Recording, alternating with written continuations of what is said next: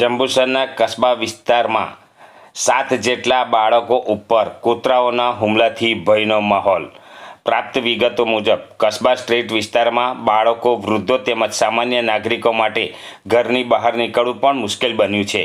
ખાસ કરીને સવાર અને સાંજના સમયે રખડતા કૂતરાઓ આક્રમક બની જતા હોવાથી કોઈ મોટી દુર્ઘટના સર્જાય તેવી ભીતિ નગરજનોમાં જોવા મળી રહી છે। આ સમગ્ર મુદ્દે જંબુસર નગરપાલિકાના વિપક્ષ નેતા શાકિર હુસેન મલિક દ્વારા કલેક્ટર ભરૂચ તેમજ જંબુસર નગરપાલિકા સમક્ષ તાત્કાલિક પત્ર પાઠવી રજૂઆત કરવામાં આવી છે।